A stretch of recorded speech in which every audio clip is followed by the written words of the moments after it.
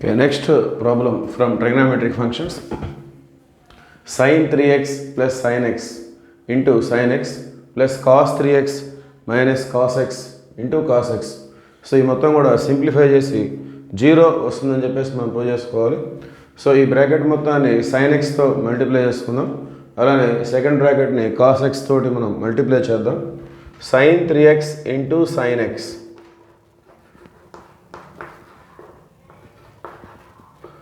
sin 3x into sin x plus sin x into sin x. So sin into sin రెండు same కదా, so same numbers into చేసుకుంటే square వస్తుంది, sin square. అట్లానే cos 3x into cos x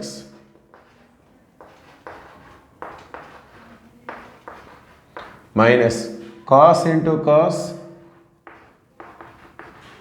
square x. Okay, so ఈ first term third term observe చేసినట్లయితే ఈ 3xని మనం ఏగా తీసుకుందాం, ఎక్స్ని బీగా అనుకున్నట్లయితే. సో ఇక్కడ కూడా ఫస్ట్ టర్మ్లో 3x అనేది ఏ, ఎక్స్ అనేది బి.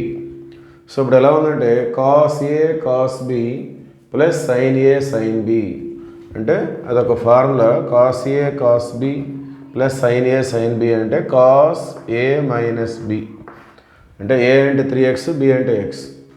అట్లానే ఈ second term fourth term sin square x minus cos square x అది. సో ఈ రెండింటిలో కూడా మనం మైనస్ కామన్ తీసుకున్నట్లయితే సో మైనస్ ప్లస్ అవుతుంది, ప్లస్ మైనస్ అవుతుంది. So cos square X become plus and sign square X become minus. Okay, so 3x minus X అంటే cos 2x. అలానే ఈ cos square x minus sign square X we have the formula cos 2x from multiple and submultiples. Okay, multiples దగ్గర నుండి మనకి cos square x minus sign square X అంటే cos 2x formula ఉంది. ఇక్కడ cos a cos b plus sin a sin b నుండి మనకి cos a minus b దాని ద్వారా cos 2x. So cos 2x minus cos 2x అంటే ఏమొస్తుంది 0. Okay, that is the answer. Thank you.